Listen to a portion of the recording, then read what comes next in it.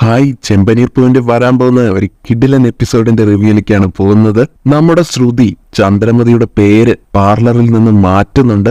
ഇതറിയുന്ന ചന്ദ്രമതിക്കാണെങ്കിൽ അങ്ങോട്ട് കലിപ്പാവുന്നുണ്ട്. പിന്നെ ഒട്ടും താമസിച്ചില്ല, ശ്രുതിയുടെ നേരെ ചെന്ന് ചൂടായിക്കൊണ്ട് ചോദിക്കുകയാണ്, എന്തിനാടി നിന്റെ കടയിലെ മുടി വെട്ടിക്കളയുന്നത് പോലെ എന്റെ പേരും വെട്ടിക്കളഞ്ഞത്? എന്റെ വീടിന്റെ ആധാരം പണയം വെച്ച് ഞാൻ നിനക്ക് പൈസ തന്നില്ലായിരുന്നെങ്കിൽ നിനക്കിതുപോലെ ഒരു പാർലർ തുടങ്ങാൻ പറ്റുമായിരുന്നോ ശ്രുതി? ഇങ്ങനെയെല്ലാം ചന്ദ്ര ദേഷ്യപ്പെട്ട് ചോദിക്കുന്നത് കേട്ട് ശ്രുതി ആകെ പേടിച്ചു പോകുന്നുണ്ട്. ശ്രുതി ഒരിക്കലും പ്രതീക്ഷിച്ചില്ല ഇത്. എന്നാലും ചന്ദ്രമതിയോട് താഴ്മയോട് പറയുന്നുണ്ട്, ആന്റി ഇപ്പൊ എന്തിനാ ഇങ്ങനെയൊക്കെ ദേഷ്യപ്പെടുന്നത്? ഞാൻ എന്റെ അച്ഛന്റെ കയ്യിൽ നിന്ന് ആന്റിക്ക് തിരിച്ചു പൈസ തന്നതല്ലേ, എന്നിട്ടല്ലേ ആധാരം തിരികെ എടുത്തത് എന്നൊക്കെ. എന്നാൽ ചന്ദ്രമതിക്ക് അത് പിന്നെയും ദേഷ്യം ഉണ്ടാക്കുകയാണ്. വീണ്ടും ശ്രുതിയെ ഓരോ കുറ്റം പറയുന്നുണ്ട്. നിന്റെ അച്ഛൻ വലിയ ആളാണെന്ന് കരുതി ഞാൻ എപ്പോഴും മിണ്ടാതിരിക്കുമെന്നൊന്നും നീ കരുതണ്ട.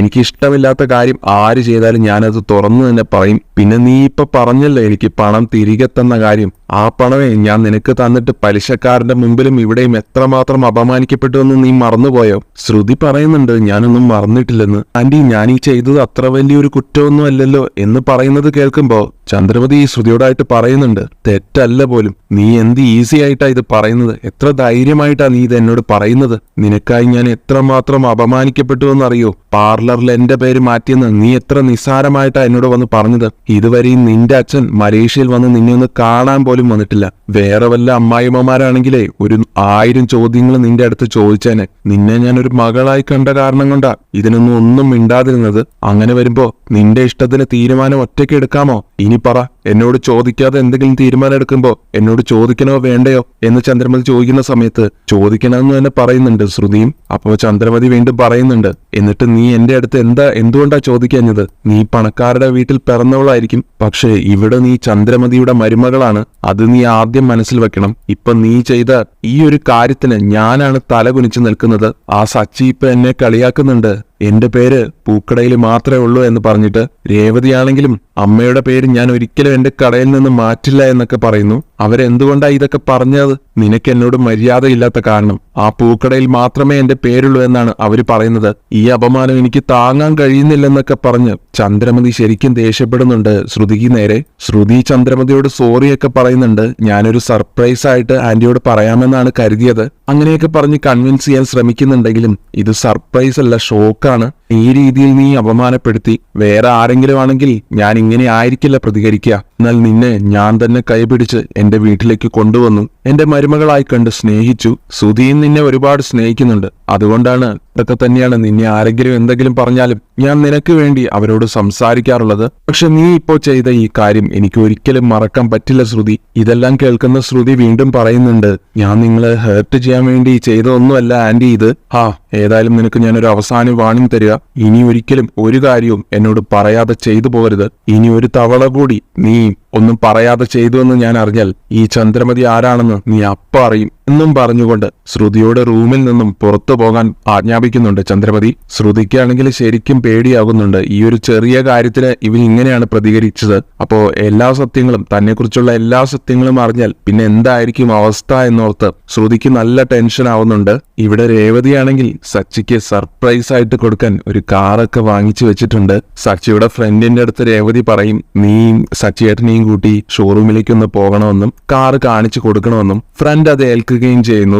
അങ്ങനെ ഫ്രണ്ട് സച്ചിയെയും കൂട്ടി ഷോറൂമിലെത്തി ആ കാറ് കാണിച്ചു കൊടുക്കുകയാണ്. തന്റെ ഫ്രണ്ട് ഒരു വണ്ടി എടുത്തിട്ടുണ്ട്, അത് കാണാൻ വേണ്ടി നീ കൂടെ വരണമെന്ന് പറഞ്ഞുകൊണ്ടാണ് സച്ചിയെ വിളിപ്പിച്ചത്. എന്തായാലും സച്ചിക്ക് ആ കാറ് കാണുമ്പോൾ നല്ല ഇഷ്ടമാവുകയാണ്. കാരണം താൻ തന്നെ കുറച്ചു നാൾ മുമ്പ് ഈ കാർ എടുക്കാമെന്ന് വിചാരിച്ചതാണ്. പക്ഷെ ക്യാഷ് തികയാത്ത കാരണം അത് വേണ്ടെന്ന് വെക്കുകയാണ് ഉണ്ടായത്. എന്തായാലും ഈ വണ്ടിയാണ് തന്റെ ഫ്രണ്ടിന്റെ ഫ്രണ്ട് എടുക്കാൻ പോകുന്നതെന്ന് അറിയുമ്പോൾ സച്ചി പറയുന്നുണ്ട്, ഈ വണ്ടി കൊള്ളാം. അങ്ങനെ സച്ചി വണ്ടിയുടെ ഉള്ളിലൊക്കെ കയറി നോക്കുന്നുണ്ട്. ഒടിച്ചും കൂടെ നോക്കുമ്പോഴത്തേക്കും സച്ചിക്ക് ഒന്നും കൂടെ കൊള്ളാമെന്ന് തോന്നിപ്പോവുകയാണ്. സൂപ്പർ വണ്ടിയാണ്, അടിപൊളി വണ്ടിയാണെന്ന് പറയുന്നുണ്ട് കേട്ടോ ഫ്രണ്ടിനോട്. രേവതിയാണെങ്കിൽ ഇതൊക്കെ മാറി നിന്ന് വീക്ഷിക്കുന്നുണ്ട്. എന്തായാലും നീ ഈ വണ്ടി കൂട്ടുകാരനോട് എടുത്തോളം പറ, അത്രയ്ക്കും നല്ല വണ്ടിയാണ്, സെക്കൻഡ് ഹാൻഡ് വണ്ടിയാണെന്ന് പറയുക പോലുമില്ല. എല്ലാം നല്ല കണ്ടീഷനാണെന്നൊക്കെ, വണ്ടിയെക്കുറിച്ച് എല്ലാം നല്ല അഭിപ്രായങ്ങൾ തന്നെയാണ് സച്ചി പറയുന്നത്. കാറ് സച്ചിക്ക് ഒരുപാട് ഇഷ്ടമായെന്ന് അറിയുമ്പോൾ രേവതിക്കും അത് കേട്ട് ഒരുപാട് സന്തോഷമാവുന്നുണ്ട്. പിന്നീട് സച്ചിയുടെ ഫ്രണ്ട് പറയുന്നുണ്ട് അവൻ ഈ വണ്ടി ഒരുപാട് ഇഷ്ടമായെന്ന്. അപ്പോ നമുക്ക് കാര്യങ്ങളൊക്കെ പറഞ്ഞാലോ എന്ന് അയാൾ ചോദിക്കുമ്പോൾ അത് വേണ്ട, ഞാൻ സർപ്രൈസ് ആയിട്ട് അറിയിക്കാമെന്നാണ് മുമ്പേ വിചാരിച്ചത്. ഇപ്പോഴേ പറഞ്ഞു കഴിഞ്ഞാൽ അതിന്റെ ത്രില്ല് പോകും. അതുകൊണ്ട് നാളെ ഞാൻ പറയുന്ന ഒരു സ്ഥലത്തോട്ട് കാറ് കൊണ്ടുവന്ന് വിട്ടാ മതി എന്ന് പറഞ്ഞ് ഏൽപ്പിക്കുന്നുണ്ട് കേട്ടോ സച്ചിയുടെ ഫ്രണ്ടിനോട് രേവതി. അങ്ങനെ പിറ്റേ ദിവസം രാവിലെ രേവതി നല്ല സുന്ദരിയായി ഒരുങ്ങി നിൽക്കുന്നുണ്ടാവും. സച്ചിയെ കാണുമ്പോൾ രേവതി ചോദിക്കുന്നുണ്ട്, സച്ചിയേട്ടൻ ഇത്രയും നേരം എവിടെയായിരുന്നു? ഞാൻ കാത്തിരിക്കാൻ തുടങ്ങിയിട്ട് കുറെ നേരമായി. അത് പിന്നെ എനിക്കൊരു ചെറിയ ട്രിപ്പ് ഉണ്ടായിരുന്നു, ഞാൻ അതിന് പോയതാന്ന് പറയുന്നുണ്ട് സച്ചി. അല്ല, നീ നല്ല സുന്ദരിയായിട്ടുണ്ടല്ലോ, നല്ല അണിഞ്ഞൊരുങ്ങി നിൽക്കുന്നുണ്ടല്ലോ. ആ കാര്യമൊന്നും സച്ചി തിരക്കുമ്പോ രേവതി ഒന്നും പറയുന്നില്ല. പക്ഷേ നമുക്കൊരു സ്ഥലം വരെ പോകണമെന്നും ഒരു അമ്പലത്തിലേക്കാണെന്നും രേവതി സച്ചിയോട് പറയുമ്പോ വല്ല വഴിപാടും ചെയ്യിക്കാനാണെങ്കിൽ ഞാനില്ല എന്ന് തിരിച്ചു പറയുന്നത് സച്ചിയോട് അതൊന്നുമല്ല, എന്റെ കൂടെ ഒന്ന് വന്നാ മതി. അന്ന് പൂമാലകളെല്ലാം നഷ്ടപ്പെട്ട സമയത്ത് ഞാനൊരു വഴിപാട് ചെയ്തിട്ടുണ്ടായിരുന്നു, നമുക്ക് ഒരുമിച്ച് പോയിട്ട് അമ്പലത്തിൽ പോയി തൊഴാമെന്ന്. അതിനാണ്, അതുകൊണ്ട് സച്ചിയേട്ടൻ എന്റെ കൂടെ വന്നേ പറ്റൂ. അങ്ങനെ സച്ചിയെ കൂട്ടി അമ്പലത്തിലോട്ട് പോവുകയാണ് രേവതി. അമ്പലത്തിലെത്തുമ്പോ അവിടെ ലക്ഷ്മിയമ്മയും ദേവും എല്ലാവരും ഉണ്ടായിരിക്കും. അവരുടെ അടുത്ത് സച്ചി വിശേഷങ്ങളൊക്കെ ചോദിക്കുന്നുണ്ട്. അങ്ങനെ സംസാരിച്ചു നിൽക്കുന്ന സമയത്ത് സച്ചിയുടെ ഫ്രണ്ടും അവിടേക്ക് എത്തുന്നുണ്ട്. ചേളെ കാണുമ്പോ, നീ എന്താ ഈ വണ്ടിയുമായിട്ട് ഇവിടെ വന്നിരിക്കുന്നത്? ഇത് പൂജിക്കാനാണോ എന്ന് ചോദിക്കുമ്പോ പൂജിക്കാനാണെന്ന് തന്നെ മറുപടി കൊടുക്കുന്നുണ്ട് ഫ്രണ്ടും. ദേവികയാണെങ്കിൽ ഈ സമയം ഒരു മാല എടുത്ത് വണ്ടിക്ക് കൊണ്ടുപോയി ചാർത്തുന്നുണ്ട്. ഏതായാലും നല്ല വണ്ടി തന്നെയാണ് നീ സെലക്ട് ചെയ്തത്. അങ്ങനെയും പറഞ്ഞിട്ട് രേവതിയോടായിട്ട്, നീയല്ലേ പറഞ്ഞത് എന്തൊക്കെയോ വഴിപാടൊക്കെ ഉണ്ടെന്ന്, നമുക്ക് ഉള്ളിലോട്ട് പോകാമെന്ന് പറഞ്ഞ് രേവതിയും കൂട്ടി അകത്തേക്ക് പോകാൻ തുടങ്ങുമ്പോ രേവതി പറയുന്നുണ്ട്, വേണ്ട, നമുക്ക് കുറച്ചു നേരം കഴിഞ്ഞ് പോകാമെന്ന്. എന്നാൽ സച്ചിക്ക് സംശയം തോന്നുന്നുണ്ട്. അതെന്താ നീ അങ്ങനെ പറഞ്ഞത്? ഇവിടെ നിൽക്കുന്നത് എന്തിനാ? ആരുടെയോ വണ്ടി പൂജിക്കുന്നു, അതിന് നമ്മൾ എന്തിനാ ഇവിടെ നോക്കി നിൽക്കുന്നത് എന്ന് ചോദിക്കുമ്പോ രേവതി ഒന്നും തെളിച്ചു പറയുന്നില്ല. നമുക്ക് ഇവിടെ തന്നെ കുറച്ചു നേരം നിൽക്കാമെന്ന് തന്നെ പറഞ്ഞ് സച്ചിയെ അവിടെ പിടിച്ചു നിർത്തുകയാണ്. അങ്ങനെ നിൽക്കുമ്പോഴാണ് പൂജാരി എത്തുന്നത്. പൂജാരി എത്തി കാറ് പൂജിക്കാൻ തുടങ്ങുന്നുണ്ട്. ആ സമയം സച്ചി ഫ്രണ്ടിനോടായിട്ട് ചോദിക്കുന്നുണ്ട്, ഇതിന്റെ ഓണർ എവിടെയാണെന്ന്. ഓണർ ഇവിടെ തന്നെ ഉണ്ടെന്ന് പറയുന്നുണ്ട് ഫ്രണ്ട്. ജിമേനി ആ സമയം ചാവി രേവതിയുടെ കയ്യിൽ കൊടുക്കുന്നുണ്ട്. സച്ചി അത് കാണുമ്പോഴത്തേക്ക് ആശ്ചര്യത്തോടെ ചോദിക്കുന്നുണ്ട്, ഈ ചാവി എന്തിനാ നിനക്ക് തരുന്നത് എന്ന്. അപ്പോഴാണ് കേട്ടോ ലക്ഷ്മിയമ്മ പറയുന്നത്, മോനെ, ഇത് നിന്റെ വണ്ടി തന്നെയാണ്, നിനക്ക് രേവതി മേടിച്ച വണ്ടിയാണ് ഇത് എന്ന്. അത് കേൾക്കുന്നതും സച്ചി അങ്ങോട്ട് ഞെട്ടുന്നുണ്ട്. എന്നിട്ട് രേവതിയോടായിട്ട് ചോദിക്കുന്നു, രേവതി, ഇത് നീ എനിക്കായിട്ട് വാങ്ങിച്ച വണ്ടിയാണോ? അതേ സച്ചിയേട്ടാ, ഞാൻ സച്ചിയേട്ടന് വേണ്ടി വാങ്ങിച്ച വണ്ടി തന്നെയാണിത്. സച്ചിയേട്ടൻ എത്രയാണെന്ന് വെച്ചാ ഓട്ടോ ഓടിക്കുക.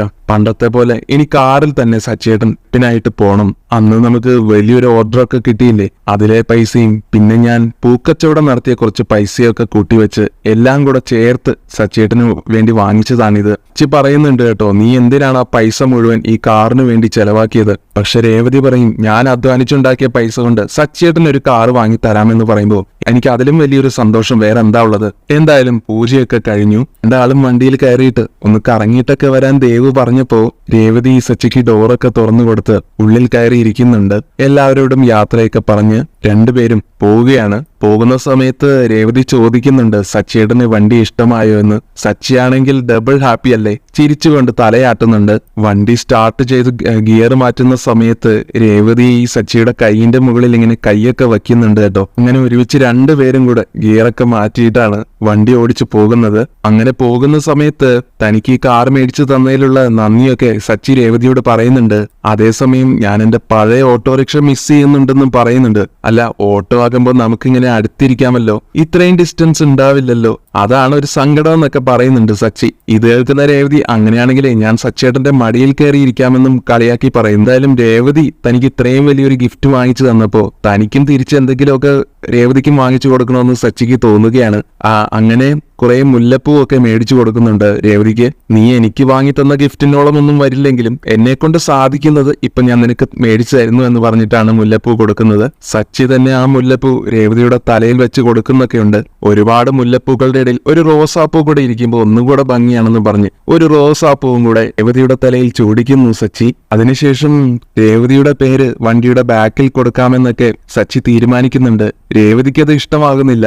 രേവതി പറയുന്നുണ്ട് സച്ചിയേട്ടന്റെ പേര് കൊടുത്താൽ മതിയെന്ന്. രണ്ടുപേരും അതിനെ ചൊല്ലി പരസ്പരം തർക്കമാകുന്നു. ഒടുവിൽ രേവതി തന്നെ ഒരു ഐഡിയ പറയുന്നുണ്ട്, നമ്മുടെ രണ്ടുപേരുടെയും പേരിന്റെ ആദ്യത്തെ അക്ഷരം വെച്ച് എഴുതാം, അതാകുമ്പോ കുറച്ച് സ്പേസും കിട്ടും, മാത്രമല്ല നല്ല വലിപ്പത്തിൽ എഴുതാനും പറ്റും എന്നിങ്ങനെ. അപ്പോ സച്ചിക്കും ആ ഐഡിയ കൊള്ളാമെന്ന് തോന്നിപ്പോവുകയാണ്. അങ്ങനെ സച്ചിയിലെ എസും രേവതിയിലെ ആറും ചേർത്ത് വണ്ടിയുടെ ബാക്കിൽ എഴുതുന്നുണ്ട് സച്ചി. പിന്നീട് നേരെ വീട്ടിലോട്ട് പോവുകയാണ്. രേവതി മേടിച്ച കാറാണെന്ന് പറഞ്ഞുകൊണ്ട് സച്ചി രവീന്ദ്രനൊക്കെ വണ്ടി കാണിച്ചു കൊടുക്കുമ്പോൾ രവീന്ദ്രനൊക്കെ അത് കണ്ട് ഒത്തിരി സന്തോഷമാകുന്നുണ്ട്. പൂക്കടയിൽ നിന്ന് കിട്ടിയ പൈസ കൊണ്ടാണ് അവൾ എനിക്ക് ഈ കാറ് മേടിച്ചു തന്നതും കൂടെ അറിയിക്കുമ്പോൾ രേവതിയെക്കുറിച്ച് അഭിമാനം തോന്നുകയാണ് രവീന്ദ്രന്. ഈ കാര്യം നമ്മുടെ ചന്ദ്രമതിയും ശ്രുതിയും അറിയുമ്പോൾ അവർക്ക് ശരിക്കും ഞെട്ടലാണ് ഉണ്ടാവുന്നത്. കാറിന്റെ വില 10 ലക്ഷമാണെന്നൊക്കെ കേട്ട് ചന്ദ്രമതിക്ക് ബോധം പോകുന്നത് പോലെയായി. ശ്രുതി അപ്പൊ പറയുന്നുണ്ട്, വെറും സെക്കൻഡ് ഹാൻഡ് വണ്ടിയല്ലേ ഇത്, വെറും 3-4 ലക്ഷം രൂപ കാണും, അതിൽ കൂടുതലൊന്നും ഉണ്ടായിരിക്കില്ലെന്ന്. അത് കേട്ട് സച്ചിക്ക് ശരിക്കും ദേഷ്യം വരുന്നുണ്ട്. സച്ചി ശ്രുതിയോടായിട്ട് പറയുന്നുണ്ട്, ഈ വണ്ടിക്ക് 3-4 ലക്ഷം അല്ല, 1 ലക്ഷം ആണെന്നുണ്ടെങ്കിലും എന്റെ ഭാര്യ അധ്വാനിച്ചുണ്ടാക്കിയ പൈസ കൊണ്ട് എനിക്ക് മേടിച്ചു തന്നതാണ്. അതിന് 10 ലക്ഷത്തിന്റെ മതിപ്പ് തന്നെയുണ്ട്. പൂക്കള് വിറ്റിട്ടും കാറ് മേടിക്കാമെന്ന് ഇപ്പൊ മനസ്സിലായല്ലോ. എന്റെ ഭാര്യ വീട്ടുകാര് മലേഷ്യയിലാണെങ്കിൽ എനിക്ക് ചിലപ്പോ 10 ലക്ഷത്തിന്റെ ഒരു വണ്ടിയും മേടിച്ച് തന്നേക്കും എന്നുകൂടെ പറയുന്നുണ്ട്. ശ്രുതിയുടെ വായടപ്പിക്കുന്ന രീതിയിൽ നല്ല മറുപടി തന്നെ സച്ചി കൊടുക്കുന്നുണ്ട്.